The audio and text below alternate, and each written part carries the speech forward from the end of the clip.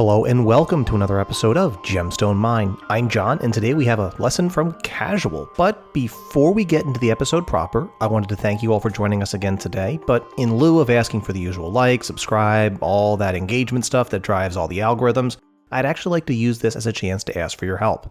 My local gaming store, Dungeon Games in Fort Myers, Florida, has been a safe, welcoming place to learn and play tabletop games of all sorts, from Magic to D&D to everything in between. The family who built an amazing and diverse community, who made so many people feel like they belong, even after moving halfway across the country, were among those whose lives were upended in the wake of Hurricane Ian.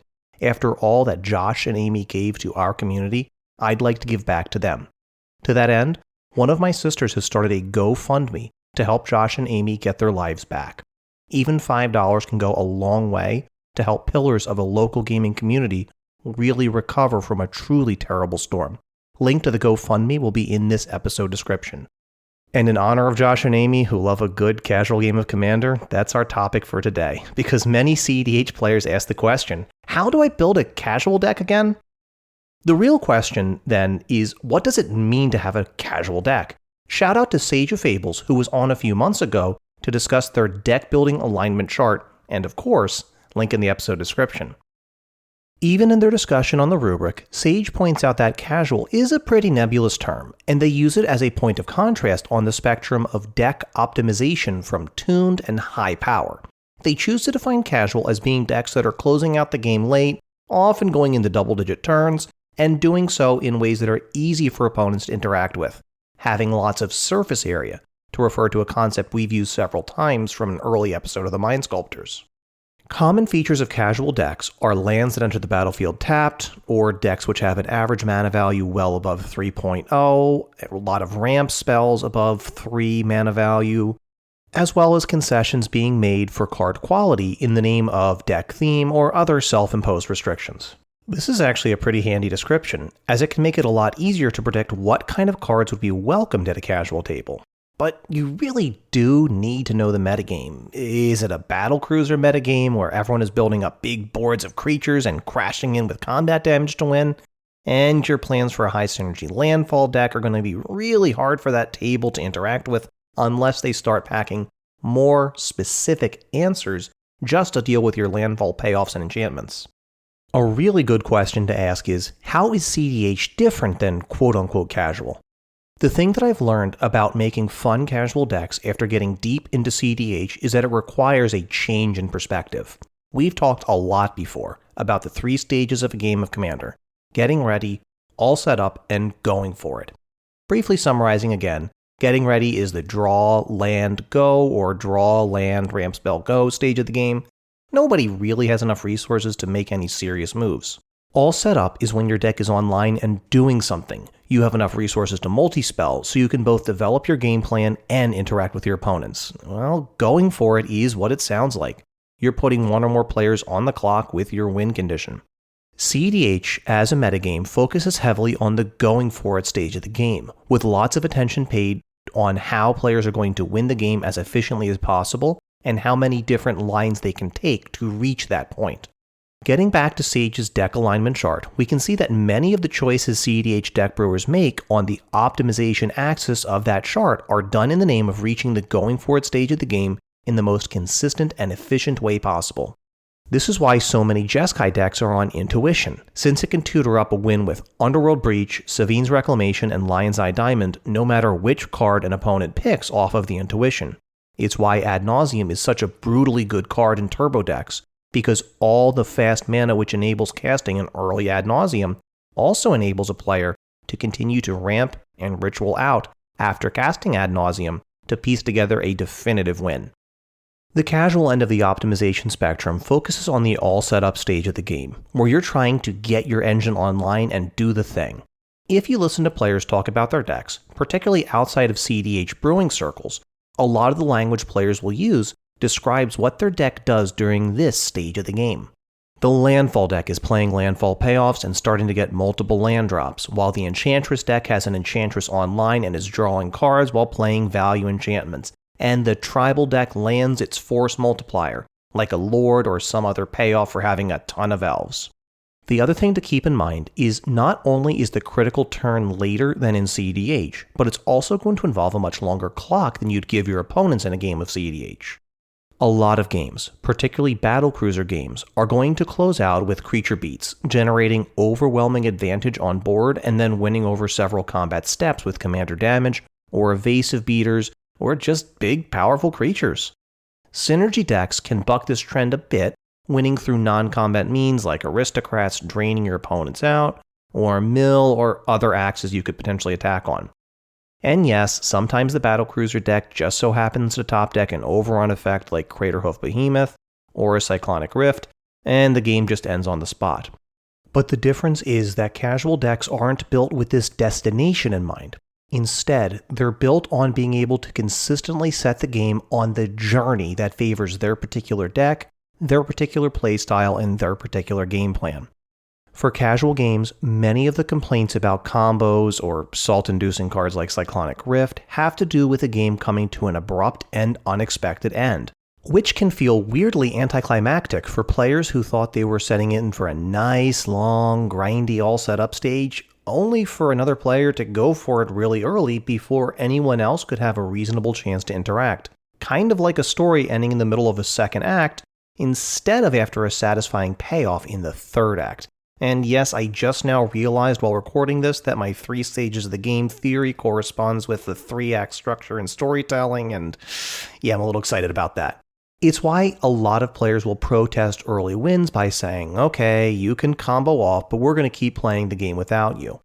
They may feel like they haven't gotten a satisfying game in, and they didn't get to see their decks do the thing before the game came to an abrupt end.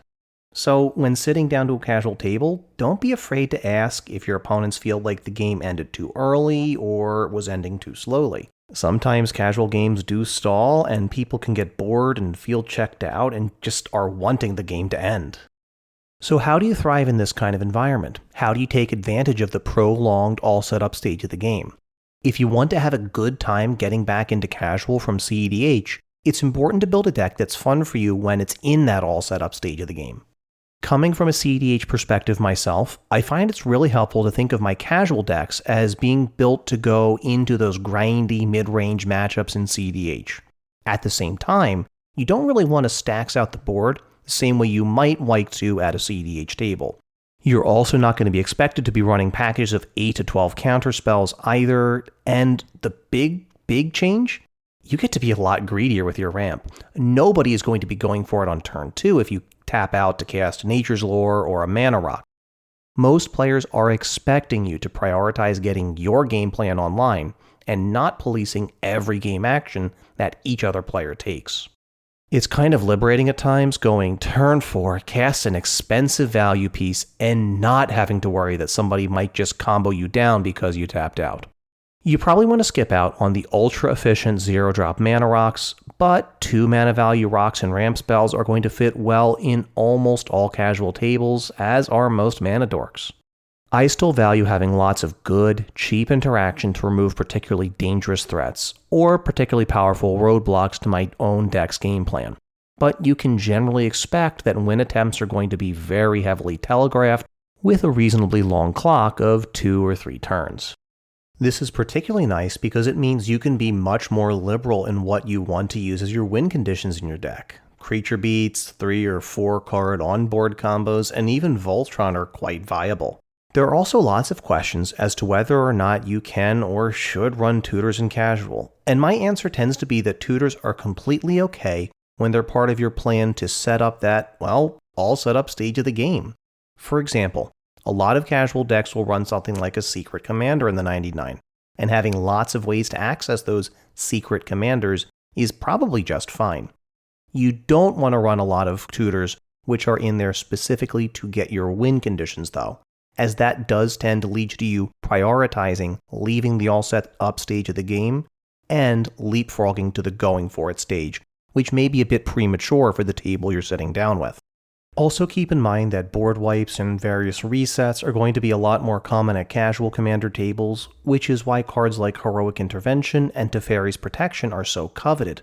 Having a plan to survive, dodge, or just rebuild faster after a board wipe is really useful. Finally, when answering the question of which commander should I build, I actually recommend going back to your little mental file folder of all the commanders released over the past year or two who seemed oh so cool but just not good enough to make it in the command zone. Those commanders who you experimented with but were too limited in colors or just a little too slow or too clunky to make work. Low color commanders are great in this regard, as a lot of cEDH tends to gravitate towards high color commanders for ease of finding win conditions and selecting high quality cards, whereas low color commanders tend to require that you build around them. So let's now try to put all these ideas together into a single deck, and in this case, one that I've built since I've started thinking of casual commander like this, my Trelasara Moondancer Soul Sisters deck. Trelasara is a 2-mana value 2/2 Selesnya legend for a green and a white legendary creature elf cleric with whenever you gain life, put a +1/+1 counter on Trelasara and scry 1. She's certainly not the most powerful commander ever printed, not even in Selesnya. By turn 3 though, I'm scrying 1 to 2 times per turn, pumping my commander up and attacking in to instigate some action at the table. The deck doesn't really go for it until I find a way to give Trelasara trample or some other form of evasion. Until that point, she's just a beater that gets chump blocked, but I'm having a good time making decisions about combat and whether to scry to top or bottom. The deck is fun during that sweet spot in the all set up stage of the game that casual games are built around. I get lots of chances to dig for really meaningful plays on my next turn. I do run quite a few tutors in the deck, but cards like Ranger Captain of Eos and Ranger of Eos are there, more to grab my Soul Sisters, the cards that my deck needs to really get off the ground, than necessarily to find a card which will give my commander trample and put my opponents on the clock. Much of what this deck is originated from a Karlov of the Ghost Council deck, which delivered a little bit too much interaction to the point where it felt oppressive to play into these casual pods. Being able to remove basically whatever I wanted on every single turn cycle was pretty overbearing at times. Instead of having every turn removal on call, I get a big beater and lots of scry triggers to look for the next useful card in my deck, make sure I'm consistently hitting my land drops, and scrying through to action when things are getting dire. Win or lose, I get to make lots of the interesting decisions that I enjoy in a game of Commander. And because I'm taking on the role of the instigator at the table, making early attacks, forcing people to block, I'm also minimizing the chances that the game grinds to a complete halt. This is a recipe for a fun game for me, and one that most casual tables will be able to interact with meaningfully throughout the majority of the game. How about you? What's your go-to deck for casual tables when you're taking a break from cEDH? Do you have any other advice you might want to offer cEDH players who are ready to get back into brewing for non-cEDH tables? Let us know. You can leave us a comment on YouTube, where we are Gemstone Mine Podcast. You can add us on Twitter, where we are at GemstoneMineMTG, or you can email us, gemstoneminepodcast@gmail.com. Until next time, I'm John, and this is Gemstone Mine.